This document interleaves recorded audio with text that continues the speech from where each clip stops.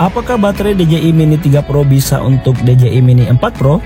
Jawabannya bisa-bisa saja, namun ada sedikit perbedaan spesifikasi dari keduanya. Baterai Mini 4 Pro memiliki kapasitas lebih besar yakni 2590 mAh, sedang Mini 3 Pro memiliki kapasitas 2453 mAh. Walau memiliki kapasitas lebih besar, faktanya baterai Mini 3 Pro lebih berat 2,6 gram.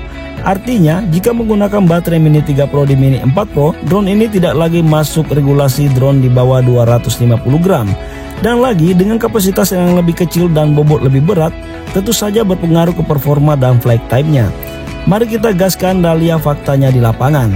Di sini, saya melihat keduanya tidak memiliki perbedaan yang signifikan. Keduanya masih berfungsi sebagaimana seharusnya.